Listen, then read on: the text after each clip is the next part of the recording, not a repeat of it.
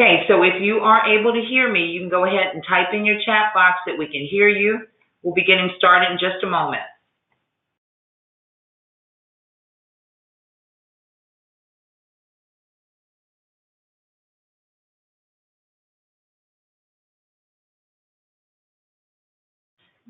All right, great morning, everyone. My name is Rita Larkins, joining you here with the OSSE Division of Data Assessment and Research in conjunction with the Chief Information Officer, OSSE's Division of Student Data Transportation, SSK-12, and the Division of Teaching and Learning. We'd like to welcome you to the May broadcast for Special Education POCs, where we will offer you updates and information to help and assist you in the awesome work that you're doing on behalf of students in the District of Columbia. Our broadcast this month will focus on, bring that up for you, our Start of School campaign, which I'm sure everyone is anxious and excited to get registered for. That'll be happening. We'll give you more information about that. We're going to be talking about LEA determinations, a quick-based application, end-of-year service logging, and several reminders and announcements. So without any further ado, let's go ahead and get started with the Start of School campaign.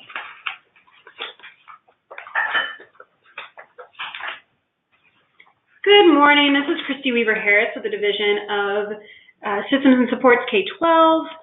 I'm here to talk a little bit about OSSE's Start of School initiative. Now, this is the third year that OSSE has been doing our Start of School campaign, and the goal here is to help LEAs prepare for a successful first day of school and days of school beyond. For this year, we have 7 priority areas, including data connectivity, data troubleshooting, duplicative enrollment, enrollment audit, early access to information for special populations, title funding, and transportation. Now, it may not be intuitive, but you folks, the special education POCs, our information is included under early access to information for special populations. The way that OSSE has focused Start of School efforts is based on, from a data lens, and for special education, the lens that we are under is the Early Access to Students with Disabilities application. So if you're on our website looking for information about STED, if you don't see it clearly called out, I recommend that you look at information related to early access to information for special populations.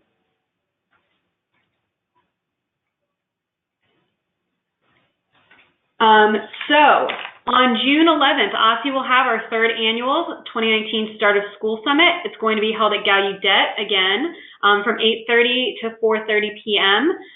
Please register. This is, again, a full-day training to help all the different data POCs at LEAs, including data managers, special education points of contact, English learners points of contact, transportation points of contact, and enrollment audit POCs. And the sessions are broken out to focus each POC. So please register for the summit and attend with us on June 11th. Now, like I said, special education is included under the Early Access to Information for Special Populations focus, and this includes both ELs and students with disabilities, and the goal here is to provide you folks with timely and appropriate access to the information that you need to have a successful start of school, and that includes the Early Access to Students with Disabilities data application, which I'll talk a little bit more about in a minute, the English learners, the early access to English learners information, and the Bridge to High School Click application. So new for this year is that the Early Access to Students with Disabilities application includes information around a student's prior receipt of IDA Part C services. That's a really thing that I want to focus you on. And at the Start of School Summit, we're going to have two sessions that are specifically focused on special education. One is going to be focused on program and SEDS updates that you need to know about prior to the start of school. So some updates from me on the policy end, and some updates from our monitoring team with which you might be a little bit familiar. And then a second session that's going to be focused on the early access application and more practical applications of how to prepare for the start of school.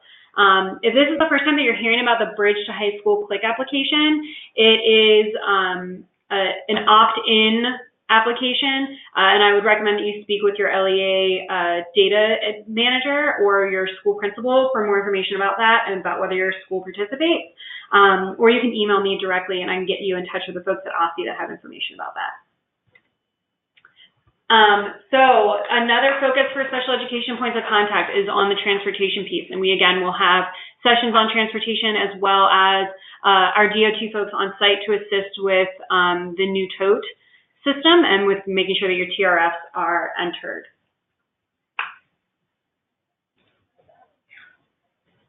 And this is OSSI's Start of School campaign website, ossi.dc.gov/startofschool. And there's more information on OSSI's Start of School campaign here, including some POC checklists that I would definitely check out if I were you. And there's additional information on the Start of School initiative that will be communicated in the LEA Look Forward and the PCSB Weekly Bulletin.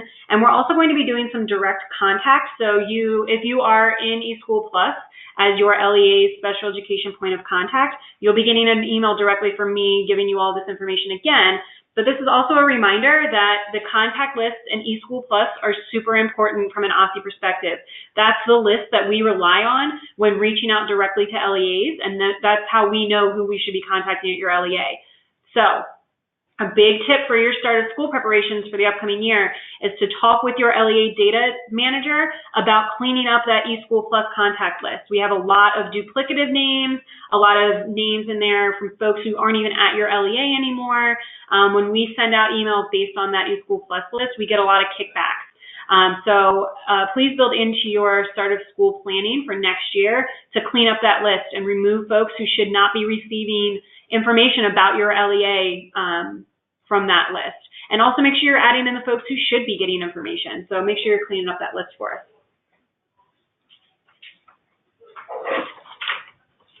All right, I'm going to talk about the early access to students with disabilities data application. And this is, again, the third year that we've done this initiative. And this application gives LEAs timely and appropriate access to information. The application went live this year on April 26th.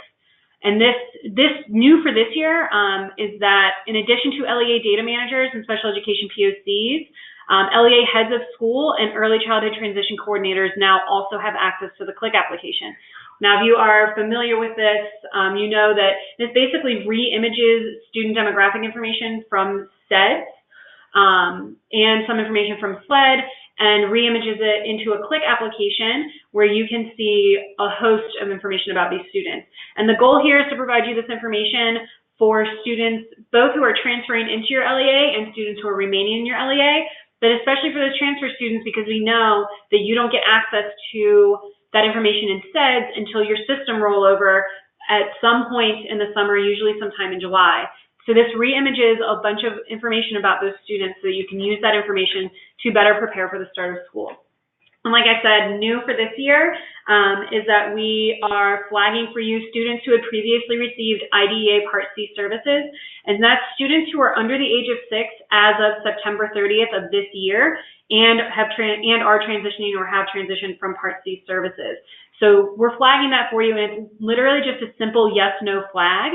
I recommend that you filter for the yes/nos and then look at where those students are coming from, where their sending school is. If they're coming from early stages, make sure that you're reaching out if you need to. If they have incomplete IEPs or incomplete eligibility determinations, make sure you're shoring that up prior to the start of school because you are required to provide services to those students who are transitioning from Part C within 14 days of the start of school if the child turns 3 over the summer. So make sure that you're paying close attention to that and preparing to serve those students. As you know, with the DL lawsuit, OSSI is putting a very heavy focus and monitoring on provision of services to the students transitioning from Part C. So this is the checklist that you will see on our website. Like I said, the OSSI Start of School website has a bunch of POC checklists. And if you look at the special education POC checklist at the top, there's a bunch of information about preparing your databases and ensuring that like SEDS is ready for the next school year. But then under that, there's more information on like practical user tips for generally getting ready for the start of school. So we're hoping that you're using this early access to students with disabilities data application to do all of these things in preparing for start of school. This should be guiding your discussions around your general LEA needs and preparation. You can compare your staffing level with your student needs, so you can go right into that application and see how many students you have at what levels, how many hours those students have, what their educational environment is, and make sure that you're staffing appropriately. You can also use that information to help determine your student cohorts and make classroom assignments. You're also going to want to plan for dedicated aid allocations. We know that that is a huge financial impact for LEAs, and this is an early look at whether you will need to be doing more hiring or more contracting, or to notify your contractors of your dedicated aid needs. Like I said, review that student information to determine classroom cohorts and assignments. Please make sure that you're completing your TRFs for transportation.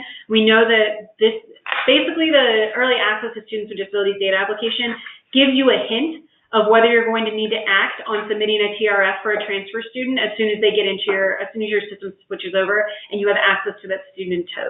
So make sure you're looking at students that have transportation and whether they already have a TRF submitted.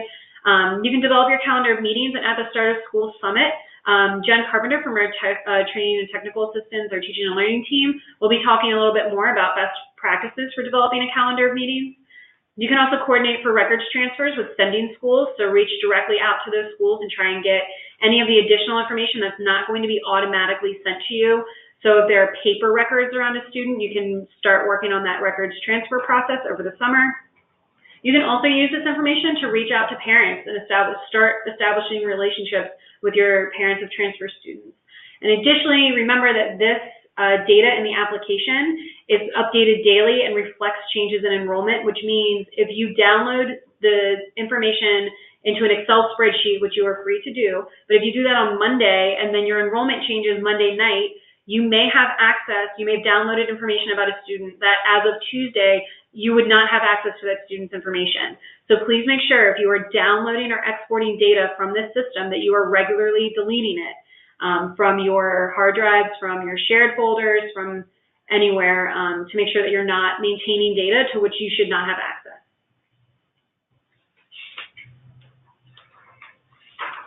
And if you have any questions about the early access application, please feel free to reach out to me, Christy Weaver-Harris, or your JAR liaison. Okay, and we're going to thank you so much, Christy. We're going to take a quick pause to take any questions that you may have for the section that Christy just covered. So we'll pause briefly for you to enter your questions in the chat box.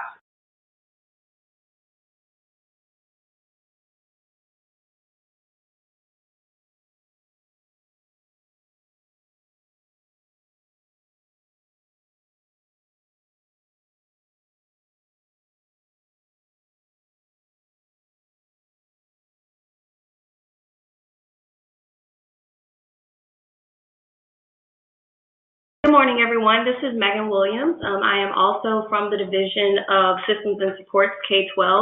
I'll be going over the IDEA LEA Determinations Quick-Based application. This is probably everyone's first time, finding out about the Quick-Based application, but I am happy to share that OSSI has developed an application to provide each LEA their determinations. Instead of sending you tons of attachments in an email. So we'll do a quick overview of the determinations application.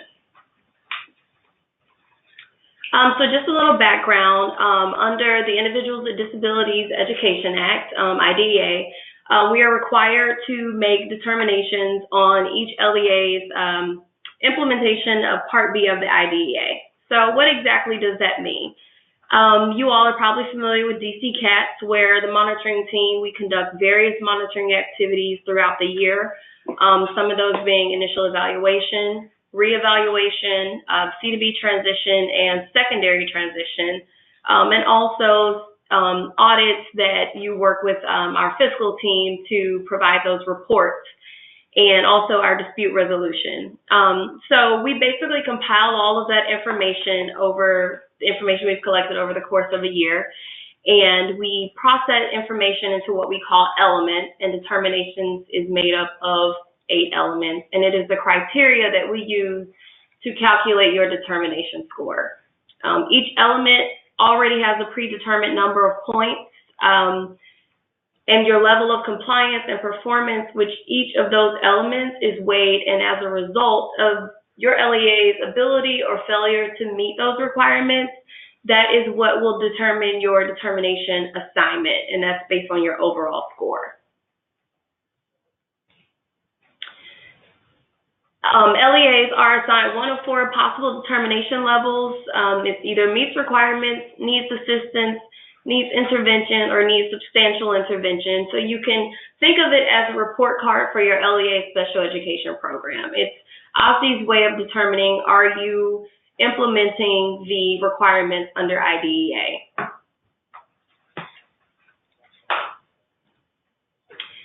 So the good news is, this should be fun for a lot of LEAs to find out about. Beginning this school year, we will issue determinations through a web-based application. In prior years, we issued it through an email, and we CC'd lots of people in your LEAs, and things could get confusing. And so LEAs, you will still receive an email notification, just because we know the system is new, and we just want to make sure everyone is aware once it's issued that nothing falls through the gap. So you will still receive an email notification, but your underlying data and the calculations for each element will be housed in the web-based application. And just to let everyone know, we have not changed our methodology. We have not changed the points. We have not added any additional elements. Everything will remain the same as it has been in prior years. You will just receive it in an application this year.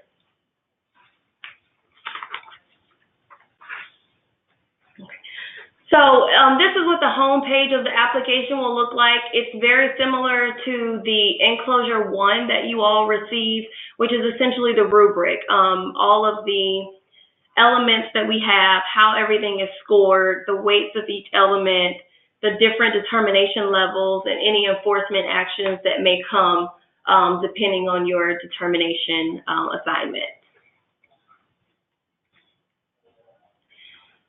So the application will provide separate tabs for each element, which will include the criteria that's considered for each element and descriptions of the criteria and the data sources of them.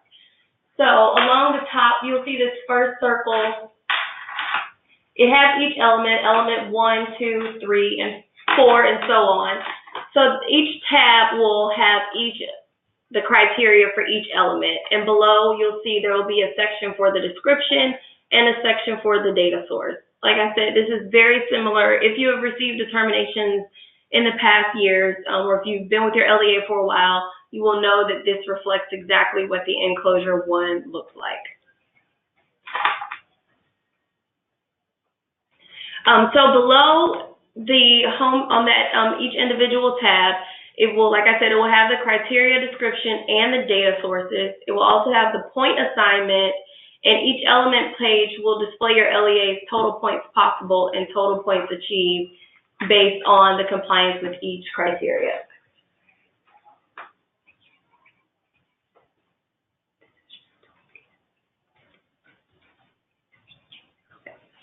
And just for context, we do know that there's an LEA name down here. Please be advised.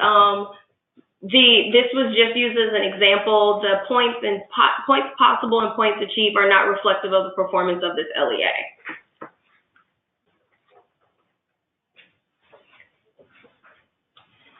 So at the end of each individual element tab, there is an overview of determinations. And this tab will provide the calculation and the thresholds that OSSE uses to determine your determination level.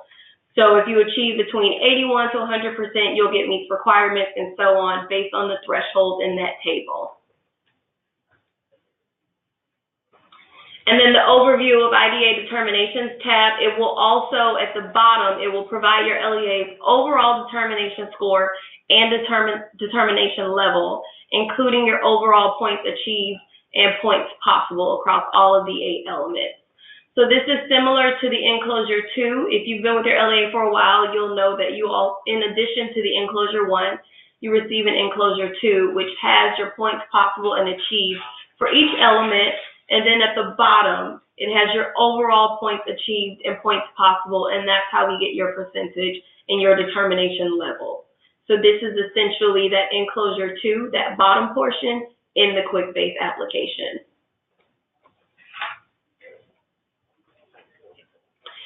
So a little bit of housekeeping. In the next coming weeks, obviously, we will confirm with each LEA which staff members should have access to the determinations application. We know it's the end of school year, so you may be onboarding new staff, new spec coordinators, new data administrators. So we just want to make sure those people have access to this application prior to the release of the report. If you already have a QuickBase user account with your LEA email address, you will not need to request an account to access the application. If you have engaged in the risk-based monitoring process and have an account to access that, you will automatically have an account to access the determinations application, assuming that that person still works at your LEA. Upon issuance of the IDA determination in the application, we will conduct a webinar to guide each LEA through the application so that you understand the points assigned and the overall determination score. Like I said, I know this is a new application, and I just want everyone to feel comfortable and empowered with navigating through it. Also, the application will facilitate and expedite the appeals process. There will be an appeals tab in the application in which LEAs are able to submit evidence, and they'll be able to review the status of OSSI's review process in real time. So that's it for the application so far. If you have any questions regarding this year's IDA determinations, please contact me. My name is Megan Williams, and that's my email address, megan.williams@dc.gov. So I'm going to take a few questions. I do see that a few of you have written in the chat box, so I'm going to take a few moments to answer some of your questions.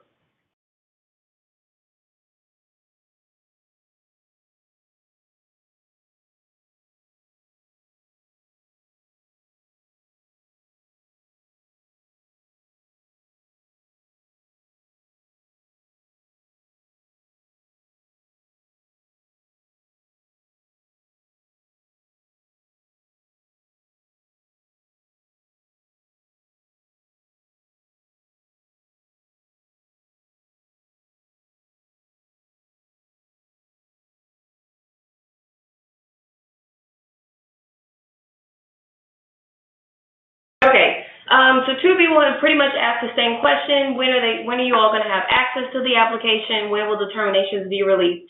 You all will have, we're going to confirm in the month of June who should have access, and everyone will gain access to the application upon the release of determinations, which will be in late July, which right now is planned for late July, early August.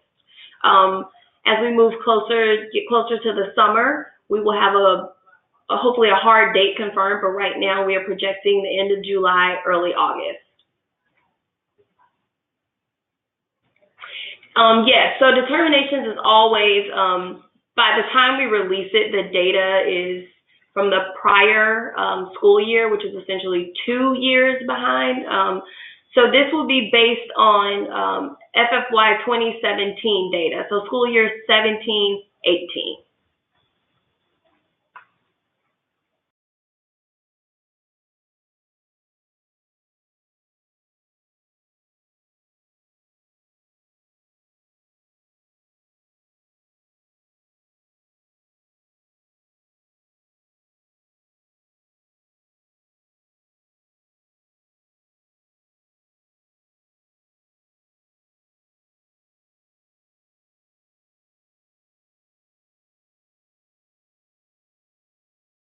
Okay, so we have another question about the public availability of each LEA's annual determination.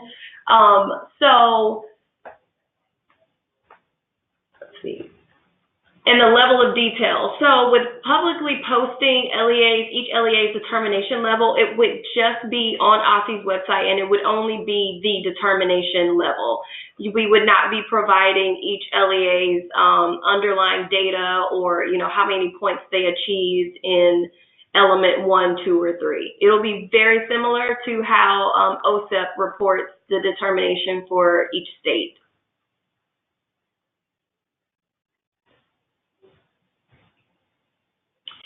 Okay, those are all the questions I've received so far. Like I said, my email address is down at the bottom, megan.williams@dc.gov. Feel free to send me an email if you have any questions, and I would be happy to answer and assist. Thank you. Thank you so much, Megan.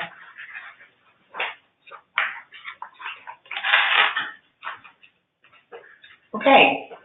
In the next part of our presentation for today, we're going to talk just briefly about end-of-year service logging and the impact for your LEA. So in the slide that we see, we know that all of your special ed POCs, all of you great folks on the line today, you are responsible for ensuring that all the service logs have been completed for the 18-19 school year. We just want to make sure that we restate this because the impact to your LEA is that you would be unable to bill for Medicaid. That logging is not complete.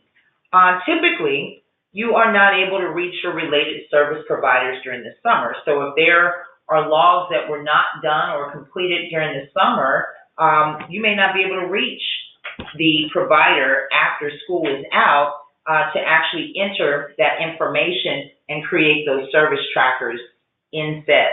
So you want to make sure that that's completed before the end of your school year, or at least as a best practice, create a deadline for your related service providers that all 18-19 service trackers should be entered. Service logging should be entered, and your service logs should be, your service trackers should be complete. Another area for you folks that regularly use the Related Services Management Report, RSMR, that you will see inaccuracies in the data if your providers have not completed all of the service logging. So you want to make sure that that information is in the system and it has been completed before the end of the school year.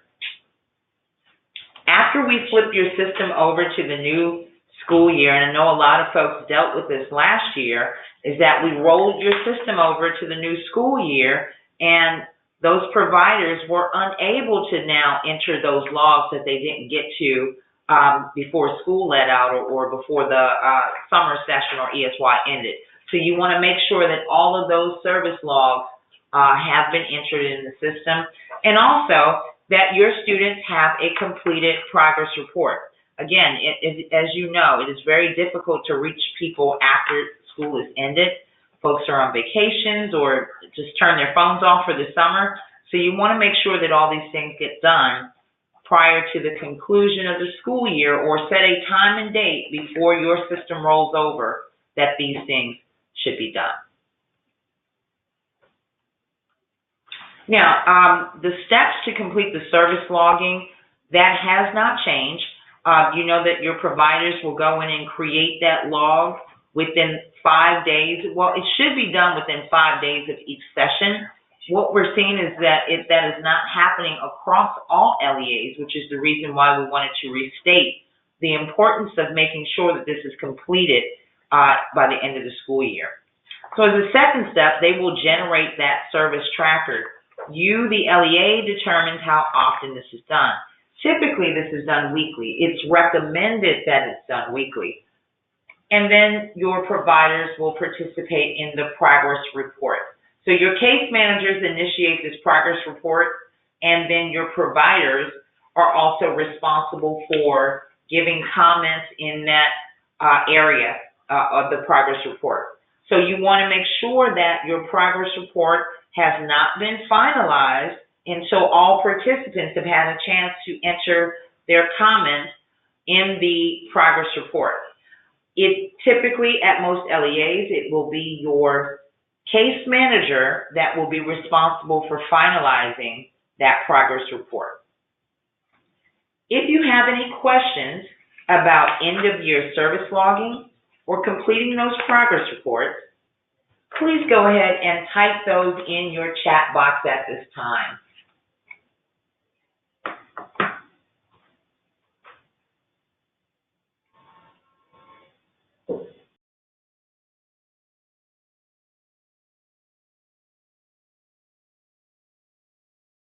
No questions about service logging or generating these progress reports, because I know most folks are already on this.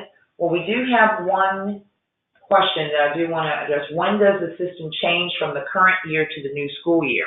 So if you are providing ESY services, your system will roll over after your ESY session ends.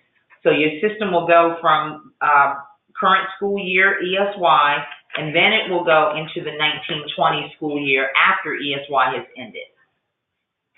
Another question, as an SEC, you do not have access to the tracker wizard.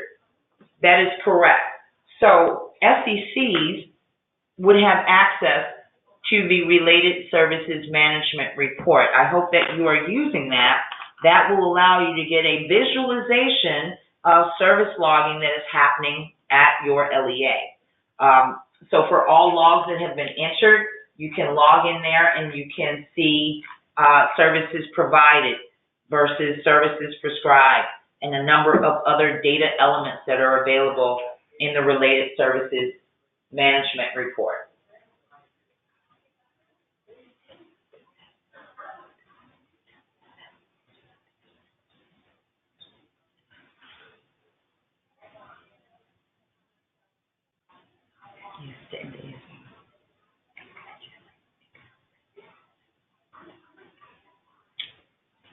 Okay, thank you. So regarding your system switching over to the new school year, when I say switch over, I don't say that to indicate that it is an automated process. That is something that you, the special ed POC, has to go in the system and do. You should not be switching over your system until ESY ends. If you need additional guidance or support with your system rollover, please reach out to your DAR liaison, and your special ed contact will be happy to assist you with that. So thank you for that question.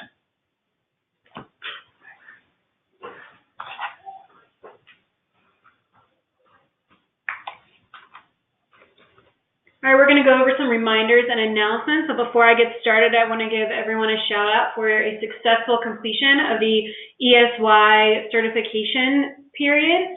I know that there's a big rush at the end of April and beginning of May each year to make sure that you're submitting your ESY eligibility determinations and your transportation request forms for ESY.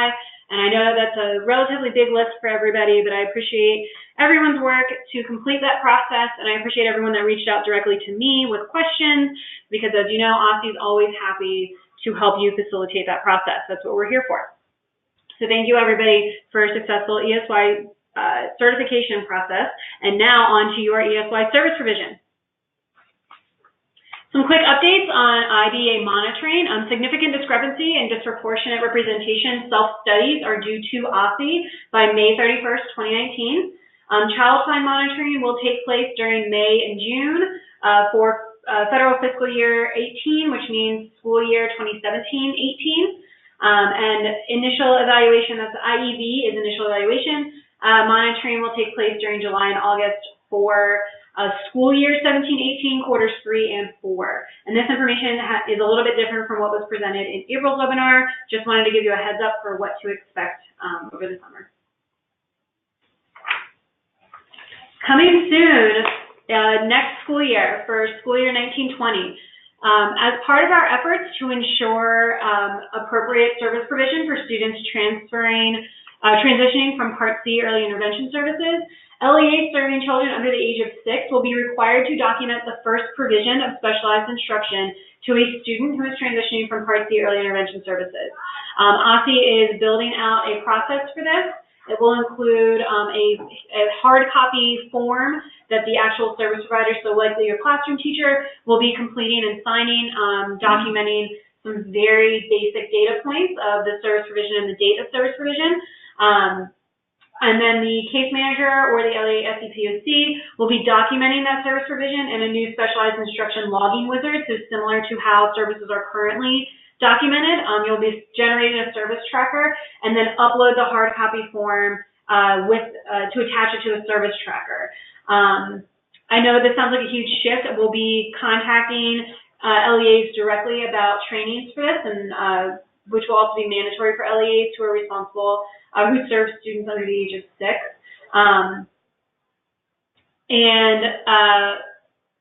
We'll be building this out instead and making it available sometime in August. I see that some people have questions around, so yes, this whole slide is really only for students under the age of 6. We are not going to be requiring documentation of specialized instruction for students above the age of 6.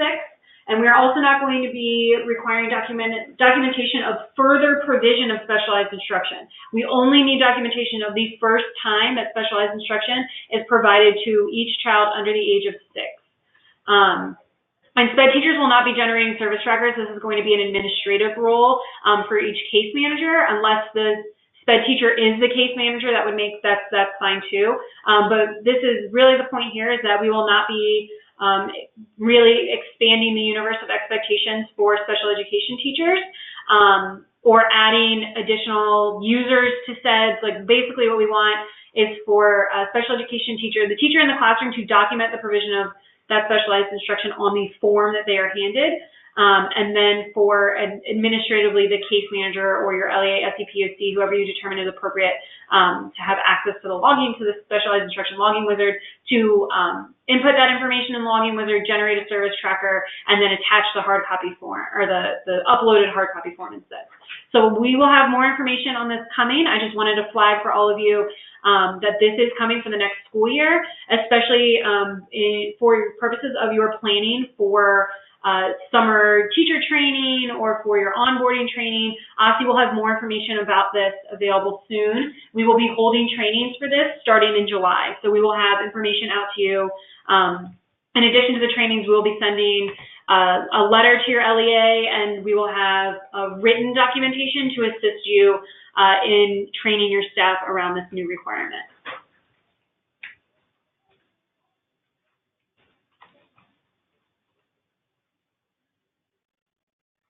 Jen Carpenter has the final session, her final part 4 session in her high quality IEP series on Tuesday, May 21st. It's your last time to get in on that training before the end of the school year. She will have another boot camp this summer, and we'll be providing these trainings again next school year. But I also do want to flag for LEAs that the secondary transition forum that was previously scheduled for the beginning of June has been rescheduled for October. And if you registered for that, you've already received direct email from Jen about that. But I wanted to flag for other LEAs who may have been considering participating in this in the secondary transition forum that it has been rescheduled for October. You'll get more information on that going forward too.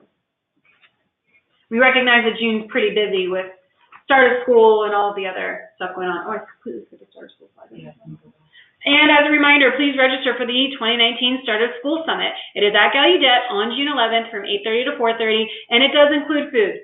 So I don't think I can sell it any better than that. Please register for the Start of School Summit. OSSI will be communicating a ton of really, really important information to ensure that you have a smooth and successful start to your 1920 school year, because, you know, we're wrapping up this one, and that one's coming way quicker than we expect. As always, please avail yourself of the archived SEDS resources. There's a related service provision webinar recording to assist in learning about how to document related service provision. Navigating the initial eligibility process is also a webinar recording. The SEDS user guide, and then you are always welcome to access previous LEA, SEPOC monthly webinar recordings at the link listed on this page. We're also going to be doing some additional summer SEDS trainings that will update a lot of those resources, especially the initial eligibility process. Yes. And as a final note on training, I know that many people are offering LEA-based training for your teachers and providers over the summer. If you need training accounts in our training database, please reach out to me at rita.larkins@dc.gov. Be specific about the type of training account that you need. If you are training providers, I'm sure you don't want a related service provider account. Please include that in your email. We'll be happy to give you usernames and passwords so that you can provide training for your special ed staff Typically, people do that during the pre-service week and things like that. Just reach out. We're happy to give you your information for usernames and passwords.